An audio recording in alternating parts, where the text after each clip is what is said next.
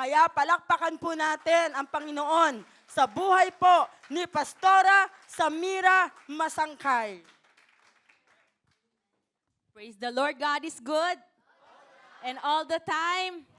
Salamat po sa buhay ni Pastora Marlene. Palakpakan nga po natin ang ating minamahal na Pastora. Praise the Lord.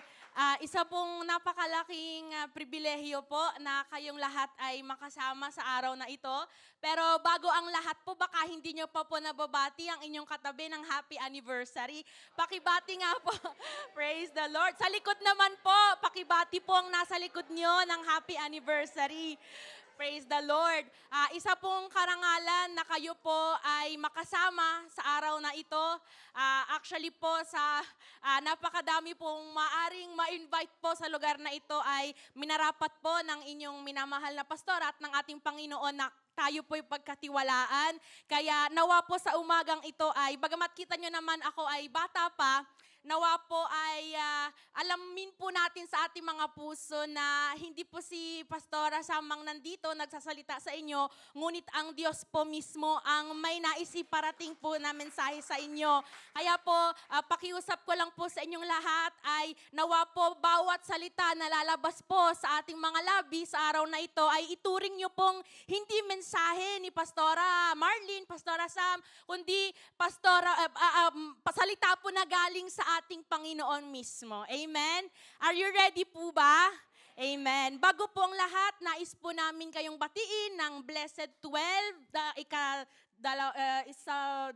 Dodici, anibersaryo po ng JILD Ripoli sa ngalan po ni Brother Eddie Villanueva na nagpahiram po sa atin ng with generosity ng pulpito po na ito sa ating Vice President, Pastora Jovi Villanueva, sa ngalan din po ng ating Operation Director, Pastor Benny Alcantara, sa aming provincial pastor, Pastor Arthur Alcantara, at sa ngalan din po namin pong mag-asawa, District 1, Padova 1 and Padova 2, sa Milano po, happy, blessed, victorious, revived anniversary, JILD Ripoli. Praise God, praise the Lord.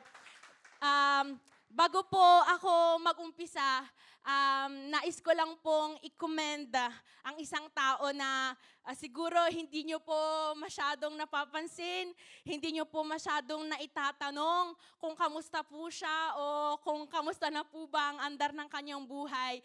I want to commend ang buhay po ng isang tao na in the last 4 years ay dito sa lugar na ito ay walang pagod, although may pagod, pero pilit pa rin na umaabante, walang sawa, walang pag-alinlangan, inaalay ang kanyang buhay sa araw-araw. Sa Diyos, una't higit sa lahat, pangalawa sa inyo. Ito po'y walang iba kundi ang buhay ng inyong pastora. Sa buhay po ni Pastora Marlene.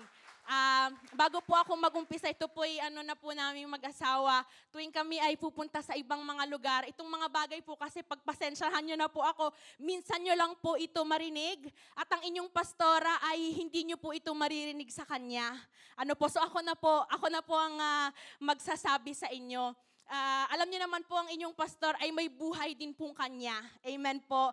Sino po dito ang walang pinagdadaanan? Taas ho ang kamay. Wala ho, di po ba? Kung paano tayo pong lahat ay may pinagdadaanan ng pastora natin ay meron din po. Pero sa karangalan ng ating Panginoon, sa kapurihan ng ating Panginoon, sa araw-araw po hindi nyo lang po alam kung paano po niya kayo iniluluhod, iniiyak sa Panginoon. Amen. So we are in the season of revival. Amen po. At ito po lamang ang pakiusap po ng inyong mga lingkod na nawa po ay mahalin po natin ng sobra-sobrang ating pastor. Mahal po ba natin si Pastora Marlene? Amen. Minsan po, sadyang hindi tayo parehas ng mga iniisip, parehas ng mga opinion, hindi tayo lagi agree sa lahat ng mga patakaran. But the Lord has placed her where she is promotion does not come from the east or from the west. It comes from the Lord. Amen. So nawa po ay kung paano po tayo nagtitiwala sa Diyos, na ang Diyos, He knows the best. Pagkatiwalaan po natin ang leadership ng ating pastora at suportahan po natin. Kung siya po hindi natutulog dahil pinagpe-pray kayo, kayo din po, mag-pray din po kayo para sa Kanya. Amen. Maging ang kanyang pamilya. Hindi nyo po alam, bit-bit po ng buong pamilya ni Pastora Marlene ang kanyang calling. Sa buhay po ni Mickey, ni MJ, sa buhay ni Nicolo, sa buhay ni Bea. Mahalin nyo po nawa sila. Amen. Hindi po nila hihingin sa inyo na mahalin nyo sila. Pero ako na po ang makikiusap po sa inyo. Mahalin, suportahan, pag-pray, alagaan. Amen. Kamustahin nyo po paminsan-minsan. Mamaya po after the service kung kaya nyo pong yakapin si Pastora. Amen po ba? Mari po ba natin palakpakan ng ating Diyos na buhay sa ating pastor? Praise God. Praise the Lord. At alam niyo po yung number 12 ng ating anniversary, napaka-significant po pala ng number 12 sa Diyos. Amen po. Hinanap ko po kasi yung meaning ng 12. Every number po kasi sa salita ng Diyos, sa Biblia, may meaning po iyan. At yung number 12 po, napaka-special po niyan kasi kung papansinin niyo sa Biblia, ano po yung merong 12? 12 is yung anak ni Jacob na naging Israel. And the consequence po, 12 tribes of Judah, of Israel. Ang bansang Israel ginagawa na compose siya of 12 tribes. And also, ang mga apostle po ng Panginoong Yesus, ilan po iyon? 12. So, I believe po na sa taon na ito, sa ating pagdideklara, ang number 12 po, ito po ay number that signifies the authority of God. The completeness of the authority of God. Amen? Kaya, panghawakan po natin ito, JILD Ripoli, na sa taon na ito, makikita natin yung dineclare po natin kanina, the Lordship of the Lord Jesus Christ. Yun po yung tunay na magmamanifest dito, that Jesus is Lord truly over JILD Ripoli. Amen po ba? Amen. Praise the Lord. Bago po akong umabante, meron po ba tayong mga kasama po na ngayon lang po natin nakasama? Amen. Praise the Lord. Usually po kapag ganitong mga preaching ay sa huli po natin sila kinakausap. Pero alam niyo po, pwede po ba tayong tumayo? Yung mga ngayon lang pong nakarating sa lugar na ito. Huwag po kayong mahiya at kami po ay masayang-masaya. Sige po, palakpakan po natin ang Panginoon sa Sitipoy Alzares, Sorella. Ayan. Palakpakan po natin ang Panginoon sa kanilang mga buhay. Praise God. Kung okay lang po na kayo manatiling nakatayo, kung gusto niyo po umupo, okay lang din po. Sa hapon po, I'm talking specifically sa inyo na ngayon lang po kayo nakarating sa lugar na ito. Alam niyo po, sa araw na ito, maari pong napakadaming lugar ang pwede niyong puntahan. Siguro may iba din pong nangumbida sa inyo na mga birthdayan, ibang mga ganap po sa araw na ito. Pero alam niyo po, napakaganda ng desisyon niyo pong ginawa sa umagang ito na pinagbigyan niyo yung invitation po sa inyo, sa Panginoon sa lugar na ito. Hindi ko po kayo kilala isa't isa. Hindi ko po alam kung ano ang inyong pinagdadaanan, ano po ang sitwasyon ng inyong pamilya. Ngunit isa po lang ang alam kong for sure na ang Diyos pong pinuntahan nyo sa lugar na ito, kahit hindi nyo siya kilala masyado, kilalang kilala kayo ng Diyos. At sa araw na ito, bagamat alam ko po meron kayong kanya-kanyang mga dalahin, kanya-kanyang isipin, kanya-kanyang mga problema, ang Diyos po ay dinala kayo sa lugar na ito dahil nais po niyang iparating sa inyo na sa kalagitnaan ng inyong problema at sitwasyon, hindi kayo nag-iisa. Sa kalagitnaan ng inyong pinagdadaanan, may nakakaalam ng inyong sitwasyon, ng inyong iniisip. At sa araw pong ito, ang mundo po ay, pag tayo may problema, kung ano-ano po ang ino-offer sa atin. Iba't ibang mga bagay na sa tingin ng mundo ay magiging solusyon sa ating mga problema. Ngunit sa umagang ito, may isang bagay lang pong inaalay sa atin o ino-offer sa atin ng Panginoon. At ito po yung tanging makakatulong sa atin sa anuman ating pinagdadaanan. Minsan ay parang feeling natin ay pwede naman tayong maging masaya pero hindi tayo masyadong masaya. Feeling natin ay nasa atin na ang lahat pero parang may kulang pa rin. Ito po ay ang tanging pwedeng maging response or answer doon sa ating hinahanap ay wala pong iba, kundi ang pinuntahan niyo po sa umagang ito, ang Panginoong Jesus. Sabi po sa salita ng Diyos, John 3:16, "For God so loved the world," sobrang mahal na mahal kayo ng Diyos, tayo ng Diyos, na ibinigay niya ang kanyang kaisa-isang anak, ang Panginoong Jesus, upang siya'y pumarito sa mundo, mapako sa krus, at lumipas ang 3 araw mabuhay uli, para tayo din ay magkaroon ng buhay.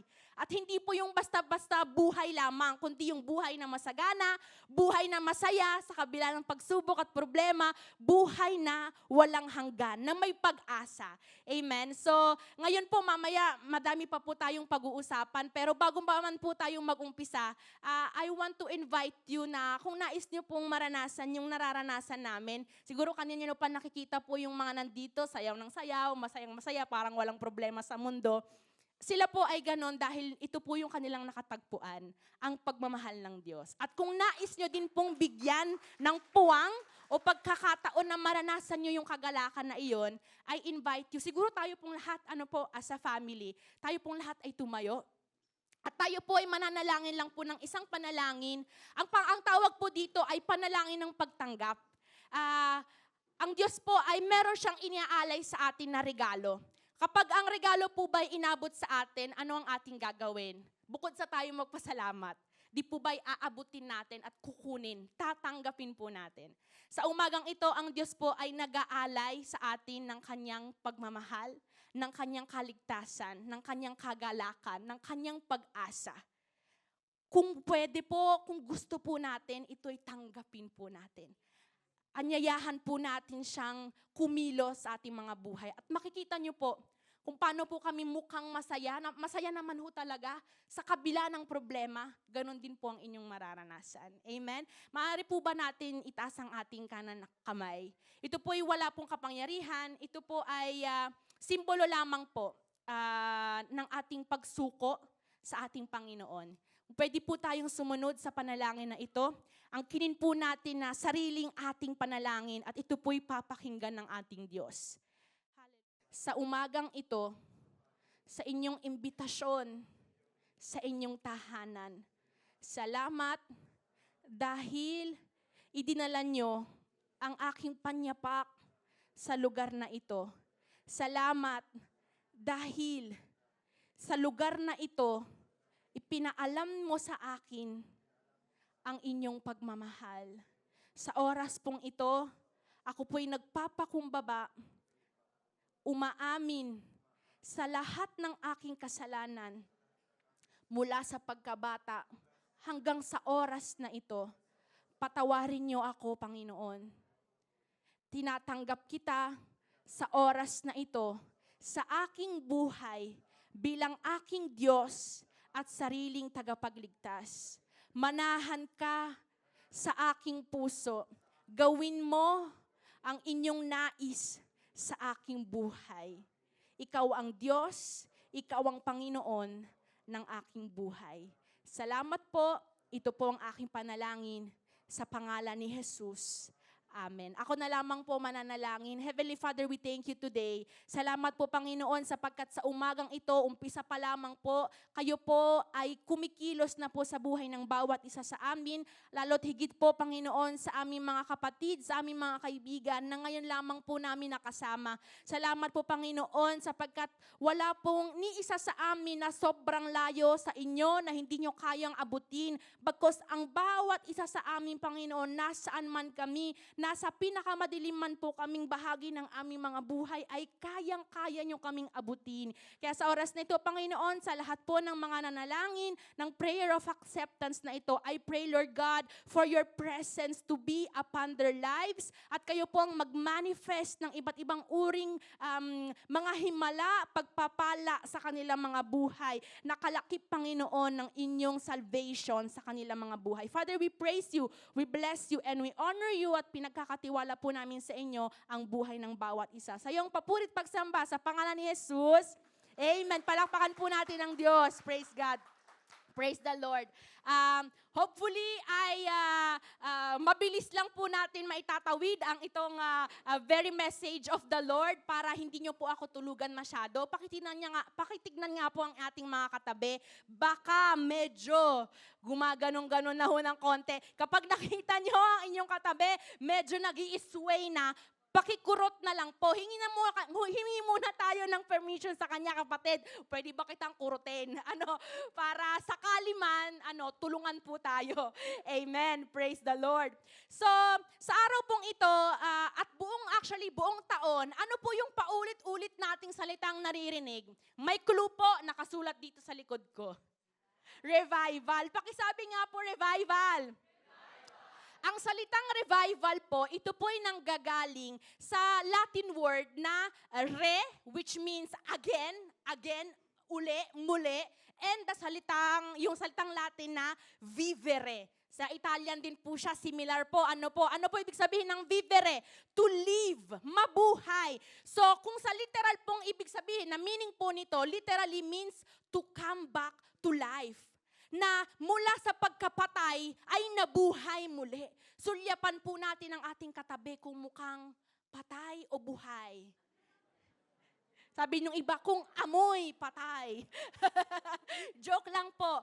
Pero ang bawat isa po sa atin, lalo na po sa mga matagal na po ang kanilang Christian life, matagal na hong nakakakilala sa Diyos, tayo po minsan po ay nabuhay, na born again. Amen. Ngunit sa paglipas po ng mga panahon, ay kinakailangan na magkaroon uli ng revival dahil hindi po yung nabuhay, minsan ay hindi siya nananatiling buhay habang buhay. Minsan kailangan gisingin po ng konti. Amen. Sa ating context po, sa usapang espiritual, minsan po kapag sinabing revival, ang akala nung iba, yung kinilabutan ka, yung tumaas lahat, tumindig lahat ng balahibo mo, o kaya lumuha ka ng konti.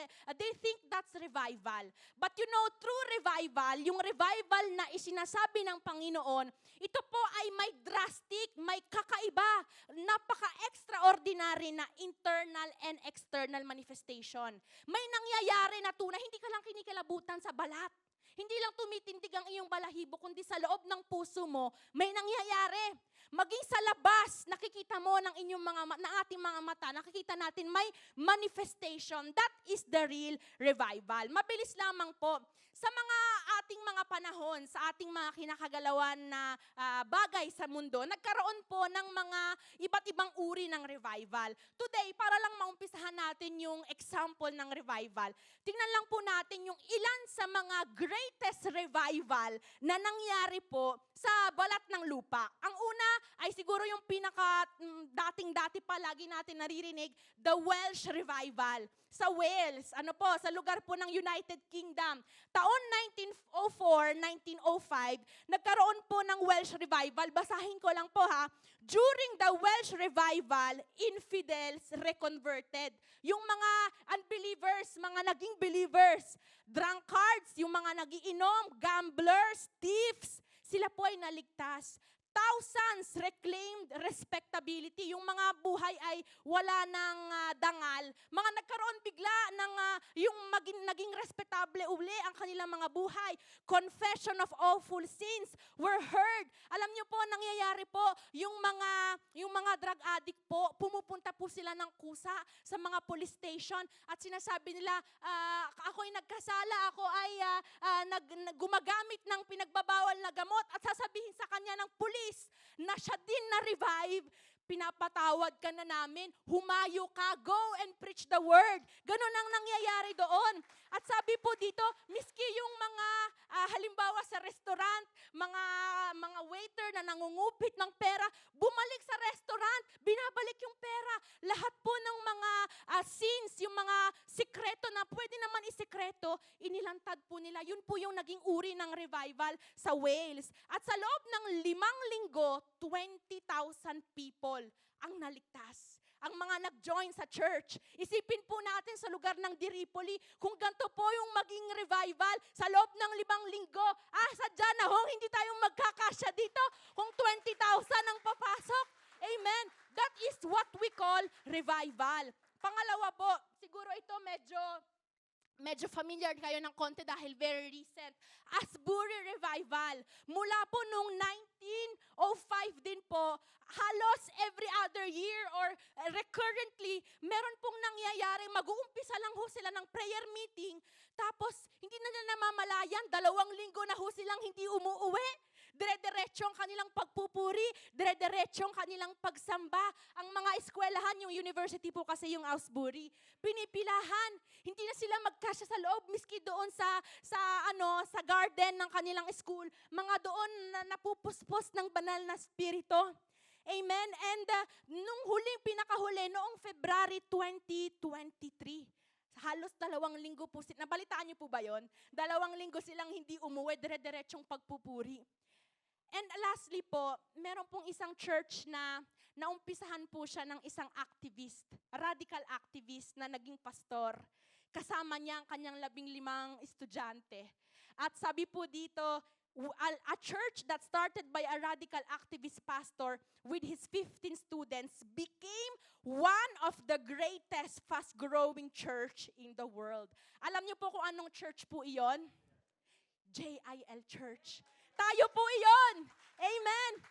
Sabi po, sino ho kaya makakaakala na ang isang teacher na hindi naman nag-aral ng Bible school, kasama ang 15 mga kabataan. Nasaan nga ating mga kabataan? Taas ang kamay. Kasama ang mga kaedad natin, if not less po. Sila po ay wala namang planong magpalago ng church na ganyan. Ngunit, sa pamamagitan ng panalangin, sa pamamagitan po ng pagtugon sa pagkatawag ng Diyos, ngayon nakita po natin na napakadaming mga himala, napakadaming mga kakaibang bagay ho talaga ang ginawa ng Diyos sa JIL Church. At mula sa Pilipinas, ito po ay nag-spread over 70 countries in the world. So sabi po dito, including din, tingnan nyo ang inyong katabi, kasama ka doon, sabihin nyo. Including JIL Diripoli. Tayo ay kabilang. Alam nyo po, ang revival po ng JIL, kakaiba. Kasi mula po ng 1978 hanggang ngayon, dire-diretso pa rin. We are still walking in revival.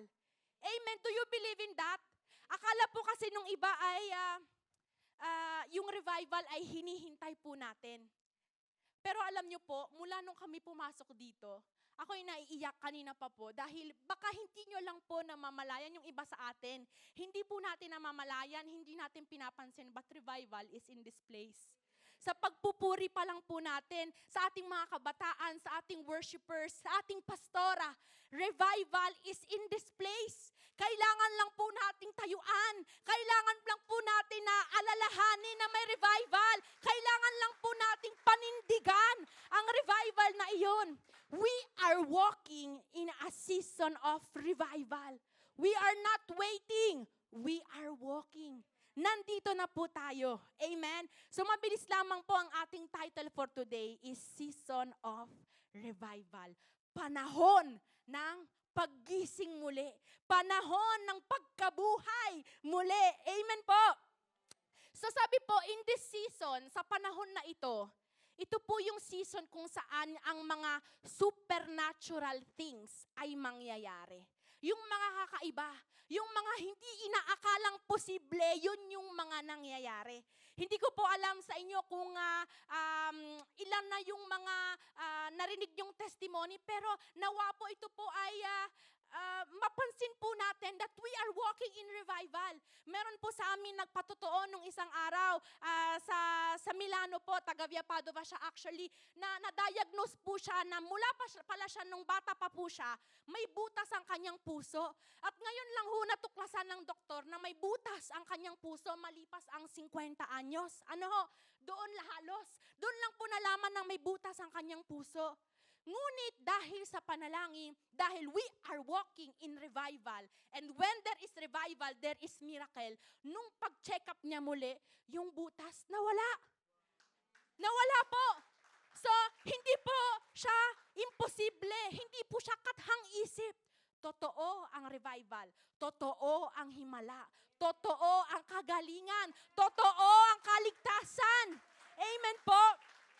So sabi po dito, panalangin po ni Habakkuk, Lord, I have heard your fame. Narinig ko, kasi ikaw very famous. I stand in awe of your deeds, Lord. Panalangin ni Habakkuk na nawa maging panalangin natin. Repeat them in our day. Ulitin nyo sa aking buhay. Amen. In our time, make them known. In wrath, remember mercy. So in this season, sa panahon natin ngayon, miracles are available. Sabihin nyo nga sa inyong katabi, available ang himala. Amen. Growth is possible. Maari tayong lumago. Yung tayo ay lumago, posible po ito. Ang mga himala, posible po ito. Ang katagumpayan, posible po ito. Bakit po? Palakpakan nga po natin ang ating Diyos. Bakit po posible? Dahil sa ating pinapalakpakan. Because God is able. Amen. God is good. Jesus is Lord. Amen. So, sa season po na ito, we will experience a season of, we are in this season, we will experience love revival. Sabihin nga po natin, love revival. So tayo po ay nasa kapanahunan ng revival. Pero ano nga po ba ang ibig sabihin? Ano yung nare-revive? Ano yung nabubuhay? Una't higit sa lahat, ang ating pagmamahal. Love revival. Ano nga po ba ang love revival? Love revival is a turning point. Ano po ibig sabihin? Na kapag tayo ay naglalakad, tapos bigla natin naalala o napansin na mali ang ating pinupuntahan, tayo po ay tatalikod, turning point, magbabago tayo ng landas ng ating pinupuntahan. Turning point is yung ating momento po na iba po ang ating pinipili. The moment that we decide that our lives is going to be different.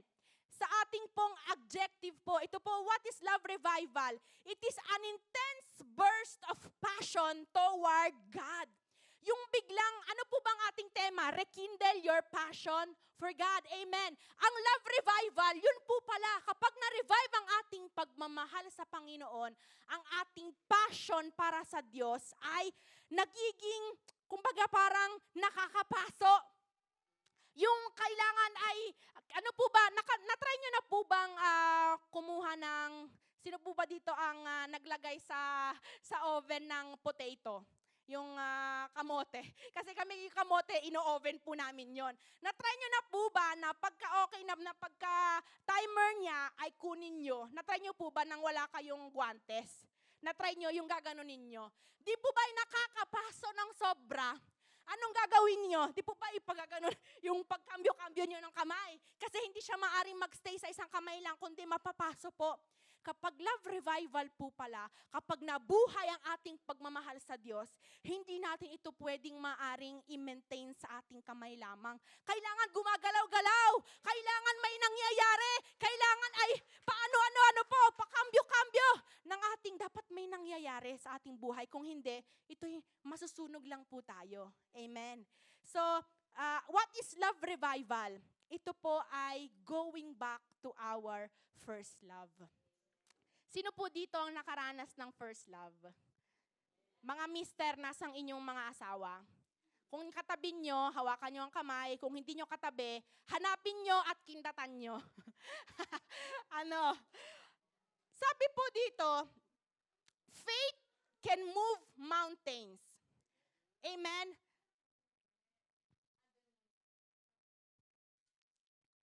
Faith can move mountains. Sabi po sa Matthew 17, chapter 17 verse 20. Basahin nga po natin sa ating mga Biblia kung meron tayong mga Bible. Matthew 17, chapter 17 verse 20.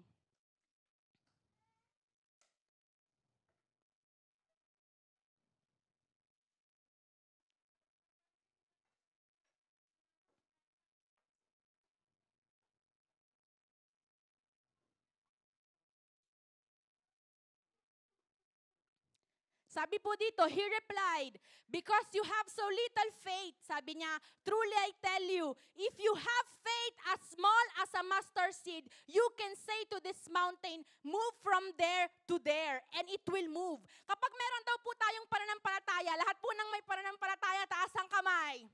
Amen. May nakita po ako dyan na hill. Madami kayong mga mountains dito eh. Sabi ba po dito, kung tayo ay may tunay na pananampalataya, pwede nating sabihan ang mga mountain na iyon, ikaw ay gumalaw, ikaw ay lumipat dito at siya'y lilipat. Taas niyo po uli, sino ang may pananampalataya sa lugar na ito? Samahan niyo ako mamaya sa may mountain, palipatin natin. Amen? Sabi dito, faith can move mountains. Ngunit, alam niyo po ba, there is something more powerful. Mas matindi pa sa kayang magpalipat ng mountain. Pangalawa po, hope can renew strength. Sabi dito, Isaiah 40:30-31, even youths grow tired and weary, and young men stumble and fall, but those who have hope in the Lord, they'll renew their strength. Ang pag-asa po pala, nakaka-revive siya ng strength. Pero alam niyo po ba, may mas makapangyarihan palalo sa hope. So faith is strong, hope is strong, but there is something greater. Alam niyo po kung ano po iyon? Love.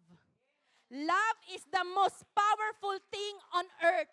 Ito yung pinakamatindi, ito yung pinakamakapangyarihang bagay sa balat ng lupa. Greater than hope, greater than faith. Sabi dyan, and now these three things remain. Faith, hope, and love. But the greatest of this is love. Alam niyo po, ang pagmamahal, napaka-importante po niyan sa Panginoon. Yung iba kapag iniisip love, yung first love, naisip nila yung heartbreak, naisip nila yung mga luha, naisip nila minsan yung kilig. Pero alam niyo po, yung tunay na pagmamahal na tinutukoy ng Diyos, ito po yung pagmamahal na nakakapture niya yung atensyon ng Diyos ng mga Diyos. Sabi dito, love is so powerful that God is sensitive to it.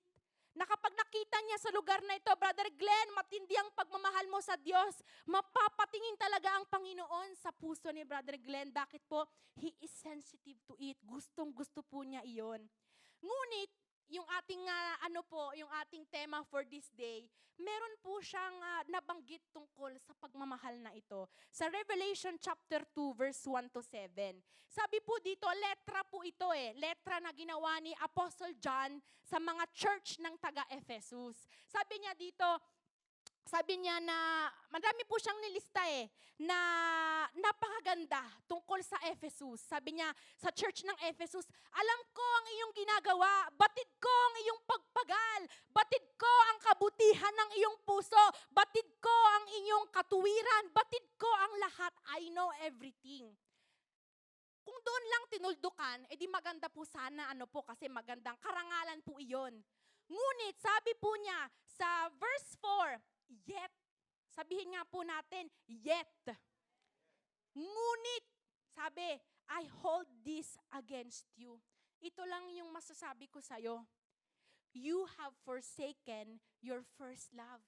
Naiwan mo yung first love mo. Alam niyo po, yung Church of Ephesus, in-establish po siya ni Paul. Nung Acts 19 and 20, nung pangatlong biyahe po ni Paul, doon po niya na church plant ang Ephesus. At ang Ephesus po, siya yung pride of the churches of Asia. Kasi siya yung pinakamalago, yung sobrang kakaiba talaga ang pagkilos ng Panginoon doon sa church ng Ephesus. Tapos yung naging pastor niya ay si Paul, ang naging pastor niya ay si John the Beloved. Di po ba kakaiba yung grabe yung pastor niyo doon sa lugar na iyon? Kaya, it was a good church. Actually, it was a great church. Napakadakilang church. Pero after 40 years, 40 taon, may lumabas na problema. May nakitang problema ang Diyos na sa labas, mukhang okay sila kasi matitino naman talaga ang mga taga-Ephesus. Ngunit, sa loob pala, iba.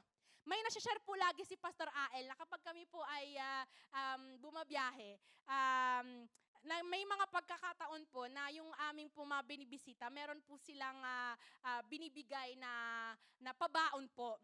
Minsan may pasyaron, minsan may mga ganon. Nung isang time po na I don't remember kung saan po napunta si Pastor Ael, pero ito po talaga yung isinapusto niya, lagi po niya sinashare sa Via Padova. Nung minsan po ay kakaiba po, may nag-abot po sa kanya ng tray of eggs. Nakakita na po ba kayo nung eggs? Di po ba yung benta dito, yung bentahan dito ay 4, 6, 12. Yung kanya siguro mga 30, 24 to 30. Na gano'n na malaki siya na tray of eggs. Tapos yung mga eggs po na yon, hindi siya yung nabibili niya lang sa supermarket, sa Lidl, gano'n, yung Locos. Hindi po, galing po sa farm. So nung kanyang pag-uwi sa bahay, dala-dala yung kanyang tray of eggs. Nung kanyang biniyak yung isa, nakita niya dalawa yung yolk. Tapos yung jalo, dalawa. Tapos ano siya, orange na orange. Buhay na buhay yung kulay. Tapos nung kinain niya talaga naman iba yung lasa, masarap na masarap. Fresh na fresh. Nagkataon po, yung na kanyang si mama, ang aking mother-in-law, bumili na rin ng ibang mga itlog sa Eselunga. May Eselunga po ba kayo dito? Ayun, sa Eselunga yung smart, yung kulay dilaw, yung Locos lang. E di, syempre, masikip ang fridge, kailangan pagsama-samahin. Ano po? So, unti-unti, napasama na po yung mga Eselunga doon sa mga farm. So, si Pastor Ael po, gusto niya nung isang gabi na yung farm, yung fresh, yung dalawa. So, nagbiyak siya ng isa, nag-open siya ng isang egg, isa lang. Tapos, naninilaw ng konti, ibang kulay. Hindi yon. Kinabukasan ganun uli, hindi iyon. Bakit po? Kapag tiningnan niyo po yung tray of eggs, pag pinagsama-sama, pare-parehas po iyan. Tayo pong lahat ay pare-parehas. Mga itlog, pare-parehas yan sa labas. Mukhang same lang. Pero kapag biniyak nyo, kapag inopen nyo, sa loob makikita yung pagkakaiba. Sa oras pong ito, tayo po'y nakaupo dito. Mukha tayong tray of eggs. Ano po? Mukhang pare-parehas. Mukhang walang pinagkaiba masyado. Lahat nakangiti, lahat maganda ang suot. Pero kapag biniyak, kapag inopen ang ating mga puso, doon po magkakaalaman. Kaya sabi po dito, kamusta po ang ating pagmamahal sa Panginoon? Alam niyo po, yung sinabi dito ni John, yung you have left, you have forsaken your first love.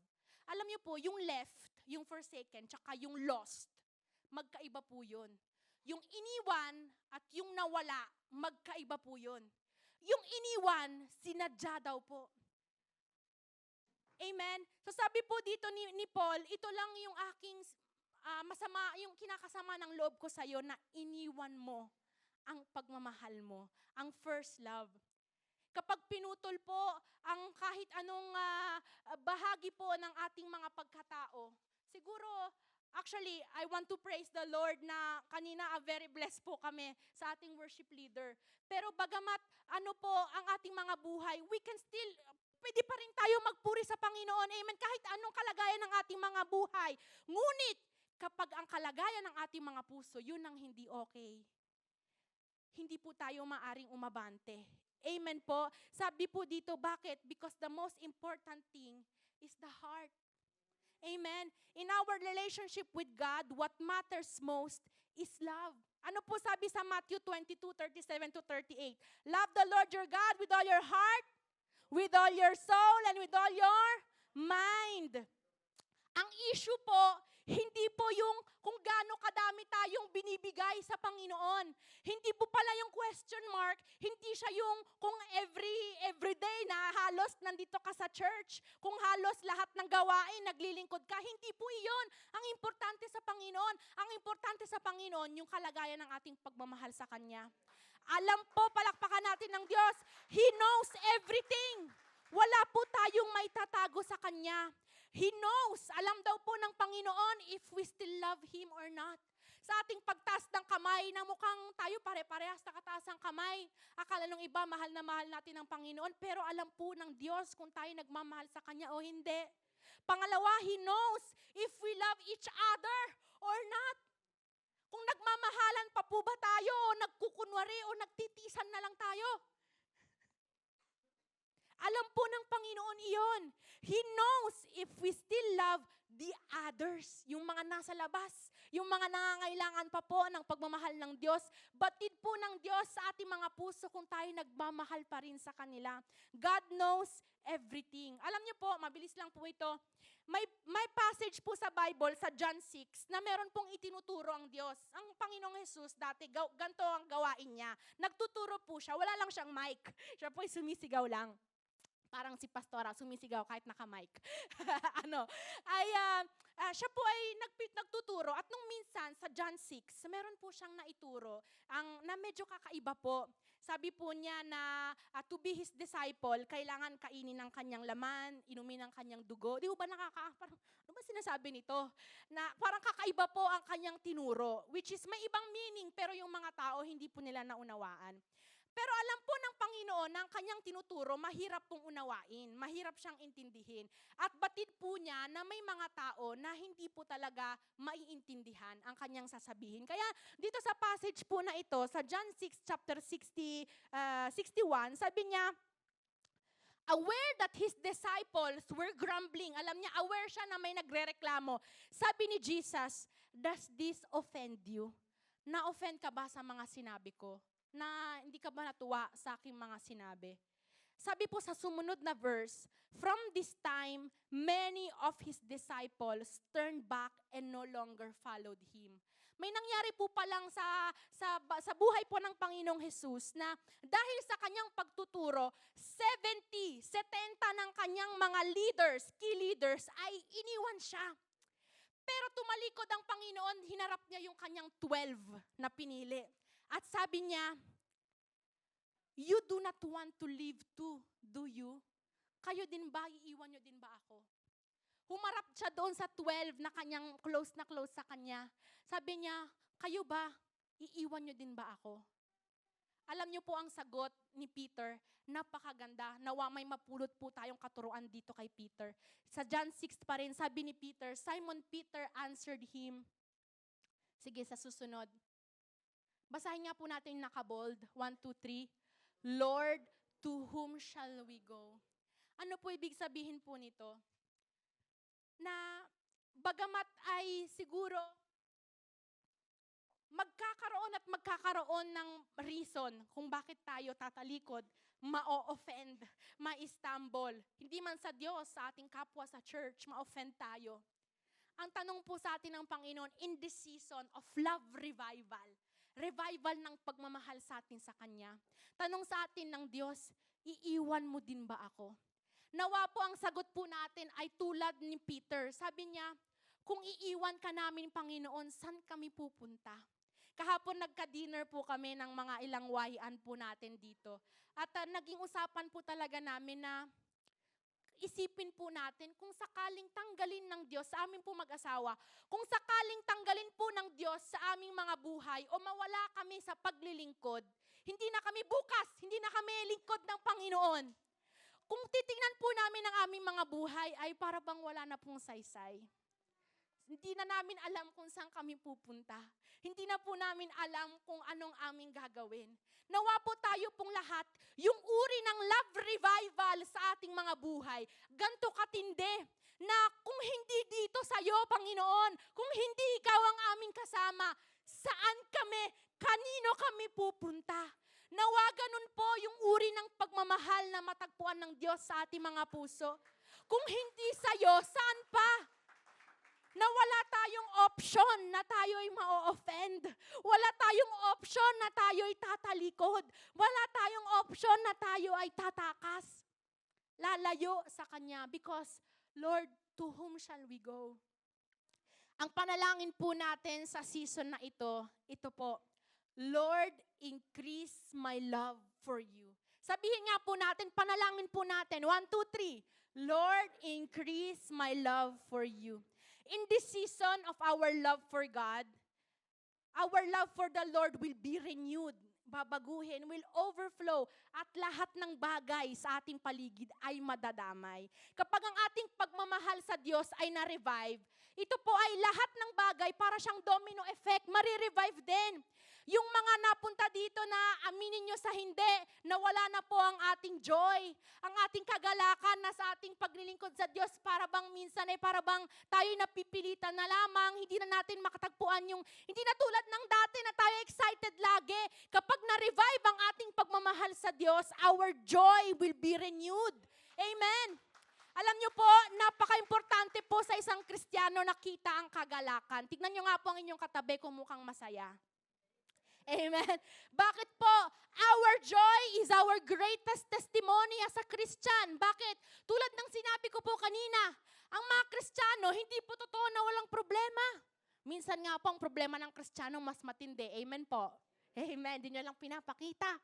Yun po ang kakaiba, na bagamat may mga problema na mas matindi, mas mabigat kesa nung una, hindi kita. Bakit? Because the joy of the Lord is my strength. Amen. Dahil ang kagalakan ko ay nasa Panginoon. At kapag na-revive ang ating mga pagmamahal sa Diyos, marirevive din ang ating kagutuman. Sino po ang gutom sa araw na ito? Anong oras na ba? 12. Amen. Our spiritual hunger will be renewed. And for this reason, this is the season na we will experience Holy Spirit revival. We are in the season of revival. Mare-revive ang ating pagmamahal at mare-revive din ang ating pagmamahal sa banal na spirito. What is a Holy Spirit revival? Mabilis lang po. It is empowerment. It is a strong moving of the Holy Spirit. It is going back to our secret place sa Panginoon. Sabi dito, in this season, we will receive new revelation and experience fresh manifestation of the Holy Spirit in us. Kapag ang banal na spirito, nagkaroon tayo ng Holy Spirit revival, lahat ng papasok dito, lalabas, may daladalang himala. Kapag ang banal na spirito, nagkaroon tayo ng revival ng banal na spirito sa lugar na ito, lahat ng papasok ng may kabigatan, lalabas na free na free. Amen. Sabi po, may manifestation ng miracles, wonders, signs. Amen. Sabi po sa Acts chapter 20, actually ito po maganda. Meron po, wala po siya dyan. Meron pong isang nangyaring himala dahil nga po, season of revival din po nung kapanahunan ni Paul. Sabi dito sa Acts chapter 20, meron daw pong isang bata, isang kabataan, ang pangalan po niya ay si Eutychus. Sabihin nga natin, Eutychus. At si Eutychus, tulad po ninyo, ay nakaupo habang si Paul po ay nagtuturo. Nagkataon si Paul po, si Pastor Paul, Apostle Paul ay napahaba ng konti. Parang si Pastora. Napatagal ng konti ang kanyang pagsasalita. At si Eutychus, nako, ay nakatulog. Nakatulog si Eutychus. At siya ay sa kanyang pagkatulog, nandoon siya sa malapit sa may bintana. Sino pong malapit sa bintana ngayon? Ayan. At siya ay nakatulog. At sa kanyang pagkatulog, mahimbing na pagkatulog, siya ay nahulog. Third floor. 3 palapag. Sa kanyang pagkahulog, siya po ay namatay. So si Paul tumakbo. Tapos, to cut the story short, pinag-pray po niya at si Eutychus ay nabuhay naman muli. Pero to po ay just to say, first and foremost, na kapag may kapangyarihan ng banal na spirito, ay may kapangyarihan to wake up the dead. Ngunit, kahit nandyan ang banal na spirito, ngunit tayo ay tulog. Nakakamatay ang natutulog. Amen! Kaya, sa mga natutulog po, ingat kayo, lalo na po sa mga malapit sa bintana, baka tayo mahulog. Sabi po, isang tao po, maari po siyang mabuhay ng 40 days without food. Sino po dito? Sabi ko kanina, gutom na kayo. Sino ho dito ang kayang mabuhay ng 40 na araw na hindi kumakain? Taas ang kamay, praise the Lord. Wala. Pero according po sa mga study, ang isang tao, kaya niyang mabuhay ng 40 araw po nang hindi siya kumakain. 3 araw na walang tubig. 5 minuto nang hindi humihinga. Ngunit, not a single moment without the presence of God. Kayang walang tubig, kayang walang pagkain, kayang walang tulog, kayang walang hangin. Ngunit hindi kaya kapag walang presensya ng Panginoon. Kaya, napaka-importante po na we get to know the Holy Spirit. Spend time with Him. Kailan po yung huli natin nakausap ang banal na spirito? Yung iba po kasi akalang banal na spirito ay parang nasa hangin lang, na hindi mo alam kung ano ang meron. Ang banal na spirito ay kaibigan po natin. Sa oras na ito ay katabi nyo lang. Kailangan kausapin natin. We spend time with Him. We listen to Him. Amen? In this season, we will feel the urge to repent for our spiritual dryness and coldness, and we will start pursuing God with new zeal. Tulad ng ating tema, rekindle our passion. After our passion, it will be rekindled. Muli tayong magmamahal sa Diyos ng napakatindi. Amen. Na kahit ano kaya natin bayaran, kahit ano kaya natin ibigay. Rekindled passion. At maging ang ating pagmamahal, ang ating pagkatakot sa Diyos. Kapag nandyan po ang banal na spirito, in the season of revival, we will be more sensitive to the pain of the Holy Spirit. Ano po ibig sabihin po noon? Na yung takot natin sa Diyos na minsan po ay nawala, ito po ay mabubuhay uli. Ano po ibig sabihin ng takot sa Diyos? Natakot po tayo na siya'y masaktan. Madali po kasi sa atin na minsan ay makalimot. Meron pong isang storya ng isang pastor na nakulong po sa US. Meron po siyang mga matinding ginawang kasalanan at siya'y nakulong. May isang writer po, isang pastor din, na binisita siya at tinanong po sa kanya, Pastor, kailan ka nawalan ng pagmamahal sa Diyos? Ang sagot ng pastor, alam niyo po ano sabi? Never akong nawalan ng pagmamahal ko sa Diyos. Na-shock yung nagtanong, sabi niya, paano mo nasabi na lagi mong minahal ang Diyos, napakapangit, nakakaano yung mga ginawa mong kasalanan? Paano mo nasabi na habang ginagawa mo yung mga kasalanan na yun, minamahal mo ang Diyos? Sabi po nung pastor, yes, mahal ko ang Diyos, pero ang nawala sa akin, yung takot. Hindi ako takot na masaktan ko siya. Sa ating buhay po, if we have Holy Spirit revival, matatakot po tayo na masaktan po natin siya. Taga-Efesos chapter 4 verse 30, at huwag na ninyong saktan ng kalooban ng Espiritu Santo ng Diyos, sapagkat siya ang tatak ng Diyos sa inyo, ang katibayan na kayo'y tutubusin pagdating ng takdang araw. Amen. Ang prayer po nawa natin sa season na ito, kanina, Lord, increase my love for you. Pangalawa po, basahin po natin our prayer for this season. Lord, next. Ayan. Lord, may I get to know you more and your power. Sabihin nga po natin, Lord, may I get to know you more and your power. Nawa makilala kita lalo at makilala ko lalo ang inyong kapangyarihan sa aking buhay. Last but not the least, in this season, we will experience church revival. JIL Diripoli, you will experience church revival. Amen. What is a church revival? Ano po ba ang revival ng isang church? Church revival is a new beginning, panibagong umpisa. It is a beautiful coming together as one. Church revival is yung kapag tayo ay nagkaisa, tayo ay nagmahalan ng walang halong pagkukunwari. It is going back to our why. Babalikan natin yung kung bakit natin ito ginagawa. Hindi out of duty, hindi out of responsibility, but because we love God. Sabi sa Nehemiah chapter 2, ito po yung storya ni Nehemiah. Last year ay panay po ang ating pag-uusap tungkol kay Nehemiah. Ano po, buwan-buwan, yun po ang ating pag-uusap, arise and build. Si Nehemiah, siya po yung propeta ng Jerusalem, ng Israel, na bumalik siya sa Jerusalem dahil na-feel po niya sa kanyang puso yung pagkatawag ng Diyos na itayo muli ang Wall of Jerusalem. Sa kanyang vision na ito, sa kanyang pangarap na ito, sa kanyang pangitain na ito, meron pong mga tao na tumugon. Amen. Sabi po dito, when I told them about how the gracious hand of God has been on me and about my conversation with King, they replied at once, yes, let's rebuild the wall. May mga sumang-ayon agad, yes, let's rebuild the wall. And so they began the good work. Pero sa verse 19 sabi niya, but when Sanballat, Tobiah, and Geshem the Arab heard of our plan, they scoffed. What are you doing? Are you rebelling against the king? And I answered them and said to them, the God of heaven has helped us, and we are his servants. Let us rise up and build. But you have no part, nor justice, nor remembrance in Jerusalem. Sa Tagalog po, Sinagot ko sila nung si Sanballat, si Tobias at si Geshem. Kumontra sila. Sabi ni Nehemiah, sinagot ko sila, pagtatagumpayin kami ng Diyos ng kalangitan. At kami na kanyang mga lingkod ay magsisimula ng magtayo, ngunit kayo'y walang bahagi, karapatan o ala-ala man sa Jerusalem.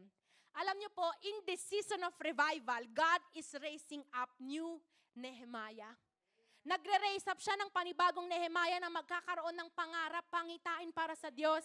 Nagre-raise up siya ng bagong Eliashib. Nagre-raise up siya ng bagong Sakur. Sino po ba yung dalawang binanggit ko? Kasi yung Nehemiah, alam po natin eh. Sino po si Eliashib at si Sakur? Ayon po sa Nehemiah 3, chapter 1 to 2, sila po yung mga unang sumagot. Sila yung mga unang tumugon na nagsabi, yes, let us build the wall. At kasama po yung ibang mga tao, pakislide nga ng isa. Yan. Ito po yung mga pangalan ng lahat ng mga tao na tumulong na magtayo ng wall. Napakaraming mga pangalan po. Ang kanilang mga pangalan ay naisulat sa Biblia sapagkat sila po ay tumugon sa pangarap ng Diyos. Just like in every season, tulad po nung panahon na ito, ang Panginoon po ay nagbibigay siya ng oportunidad para ang ating mga buhay ay maging part ng history, bahagi ng history. Ang tanong po sa atin, sino po tayo sa istorya ng JIL Diripoli? Tayo po ba ay magiging responders? O tayo yung magiging taga-scoff, yung taga-bully, nagbubuli, scoffers? We will be partakers, kabahagi, or killers. We will be supporters or opposition. Sabi po, alam niyo po, napakaganda po na tayo po ay kabahagi ng church na lumalago pa lang. Amen. Bakit po? Because you are given the opportunity na maging kabahagi ng history ng church na ito. Sabi po, madaling sumali kapag nasa tagumpay. Madaling umayaw kapag nasa likuran. During the time of rebuilding, habang nagbibuild uli ang Panginoon, God will reveal the real character, true character of the people. Tingnan po natin kung anong nangyari sa mga taong nabanggit po natin after na nabuild ang wall. Mabilis lang po. What happened to them after the wall was built? Si Hananiah, sabi niya, siya po ay na-promote mula siya po ay tagagawa lang naman ng mga pabango. Ngunit dahil siya ay tumugon sa pagkatawag ng Diyos, he was made a commander. Commander ng army because of his integrity. Si Zakur po, because he was a partaker, his son benefited from it as well. Maging anak ni Zakur ay nakinabang. Ang anak ni Zakur ay naging assistant supervisor dahil ang kanyang ama ay tumugon. Si Tobaya naman, dahil siya yung kumukontra, he was banned from Israel. Pinalayas sa Israel, no blessing, no legacy. Binanggit pa kamo po ang kanyang pangalan sa hindi magandang context. Doon siya naalala. Si Eliashib, at first, promoter siya. Siya yung isa sa mga unang tumugon. Ngunit, dahil hindi po niya inalagaan ang kanyang puso, sabi po natin kanina, napaka-importante ng ating mga puso. Si Eliashib, nagpa-impluensya po siya sa mga ibang mga salita. Nagpa-impluensya siya kay Tobaya. Nakinig siya, nakimarites po siya, nakimarisol. Kung ano pa ang inyong kayang ilagay. Nakinig siya sa mga hindi magaganda. Yun ang kanyang niyakap, kaya ang kanyang puso nakurap. At dahil po doon, okay na sana ang storya niya. Ngunit dahil doon, binagsak din siya ng Panginoon. Tobaya and Eliashib lives are a warning for us. Kung naging maayos lang po sila, laking tulong po kay Nehemiah. Tanong lang po sa bawat isa sa atin bago po tayong magwakas. In this season, sino po tayo? Nehemiah, Tobaya, Eliashib. Tayo po ba'y tumutugon? Nanonood. Tayo po ba'y tumatayo, tumitindig, o kumukontra? Kailangan po merong magsasabi na ako ang gagawa. Bakit po? May napakaganda pong nakasulat po dyan. If you don't build it, kung hindi ikaw ang gagawa, somebody else will have to. Ibang tao ang gagawa. Kung hindi ikaw, iba ang gagawa. Ito po mas matindi. If you don't build it, kung hindi nyo gagawin, sino ang gagawa? Anak po natin. Your children will have to do it. If you don't build it, the next generation will have to build it. Kaya kailangan po, tayo po ang titindig. Ngayon mismo, ako ang gagawa. Ako, I will build it. Kapag may nakikita po tayong problema sa ating church, kasi wala po talagang perfect na church, ano po, maging sa amin. Kapag may nakita po tayong hindi maganda sa church, kesa iano po natin na may problema, baka po lang pinakita sa atin ng Diyos ng may problema dahil tayo ang magiging solusyon. Tayo ang gagawa ng paraan para maayos. May disunity, may misunderstanding. Tayo ang mamamagitan, tayo ang uunawa, tayo, we will be peacemakers. Hindi po tayo yung dudut-dut sa problema. Tayo ang nakakita, hindi po para dut-dutin, kundi para alagaan at ayusin. Amen. In this season, God will bring a Nehemiah, Pastora. Magkakaroon ng Nehemiah in this church. Isa, dalawa, tatlo, lahat. Amen. He will also send Zakurs. Magpapadala siya ng mga Zakur in this place. At yung mga Tubaya, paaalisin siya. We will get rid of Tobias because the important to our God is the revival of His church. Yun ang priority ng Panginoon, church revival. Amen. Bakit may love revival? Bakit may Holy Spirit revival? Bakit po? Because God wants to have a church revival. So ang panalangin po natin sa season na ito, kung kanina, Lord, increase my love for you. Lord, may I get to know you more and your power.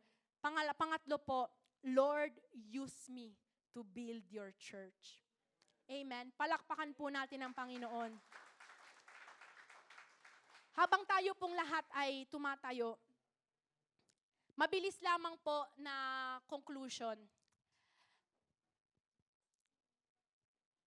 Tayo po ay lumalakad po tayo sa season of revival. Sabi, kanina ko po sinasabi, yung iba po sa atin ay aware na aware. Yung iba po ay hindi pa. Pero alam nyo po, ang Panginoon po, siya po ay aware na may revival po dito. At dahil po dito, as our conclusion, basahin ko lang po, yung iba po kasi sa atin parang very idealistic lang po yung concept po ng revival. Ano po?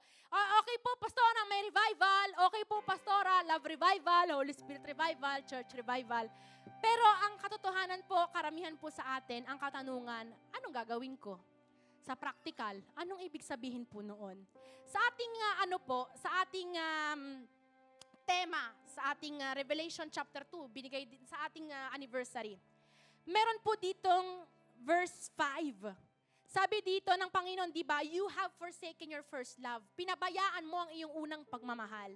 Ngunit ang Diyos mismo ang nagbigay sa atin ng step by step kung paano tayo marirevive.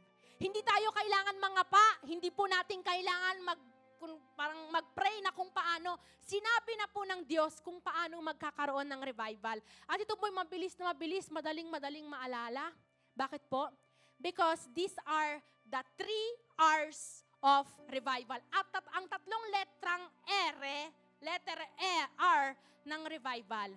Sabi po sa Revelation chapter 2 verse 5, sabi niya dito, remember where you have fallen. Repent and repeat the things you did at first. 3 steps, 3 R. Paano magkaroon ng revival? Alalahanin natin kung paano tayo, saan tayo bumagsak. Ano po ba yung nag-cause? Ano po yung sanhi ng ating pagkabagsak o pagkawala ng ating pagmamahal sa Diyos? Na-offend po ba tayo? Na-disappoint po ba tayo? May nasabi po ba ang ating kapatid na hindi natin nagustuhan? May nangyari po ba na kinasakit ng ating kalooban? O di ho kaya meron tayong panalangin na napakatagal na natin pinagpe-pray, tas hanggang ngayon wala pa. Pray tayo ng pray, punta tayo ng punta sa church pero wala pa. O di kaya dahil tayo sobrang busy ng ating buhay, napakadaming kailangan pagtuunan ng atensyon. O di kaya sa sobrang dami na ng pagpapala natin, hindi na natin maitaas ang ating mga kamay. Dahil doon na tayo nakatuon sa pagpapala. Nawa po maalala natin ang sinabi ni Peter, Lord, kung hindi kami sa iyo, saan kami pupunta? Remember, alalahanin po natin saan tayo nawala, saan tayo bumagsak, saan tayo nasaktan. Alalahanin po natin. At kapag naalala po natin, remember, repent. Repent po tayo. Tayo po, we are walking in season of revival. May nagsabi pong pastor sa Milano, kapag tayo po ay naglilipat ng bahay, di po ba lahat ng bagay ay iniempake natin, dinadala natin sa bagong tahanan? Ano po yung hindi natin dinadala? Basura. Walang naglipat ng bahay na pati basura ay bitbit. Iniiwan ang basura. Repent. We are in the season of revival. Iwan na po natin ang mga basura ng ating buhay. And number 3, repeat. Ulitin. Ulitin ang mga bagay na ginagawa natin dati. Be on fire. Serve the Lord. Pati si David, nagkaroon siya ng season ng kanyang buhay na hindi siya makapagpuri sa Panginoon. But then, kinumand niya ang puso niya, bless the Lord, O my soul, and all that is within me, bless His holy name. Pinipilit po niya ang kanyang sarili. Repeat. Balikan po natin kahit mahirap. As we all stand in the presence of the Lord. Habang tayo pong lahat ay tumatayo, sabi po ni Charles Finney, a revival is nothing else than a new beginning of obedience to God. Ang revival po, ito po'y nag-uumpisa kapag minsan pa, uli, iaalay natin ang ating mga puso sa Panginoon. In this season, we will experience love revival, Holy Spirit revival, church revival. God is pouring out this revival all over the world. But most importantly for you, God is pouring out this revival in JIL Diripoli. Amen. 12 years of God's faithfulness. At minsan pa po, bibiyayaan tayo ng Panginoon ng panibagong simula, panibagong buhay, panibagong pagkakataon. At ito pong lahat ay nag-uumpisa sa pag-alay natin ng ating puso sa Panginoon.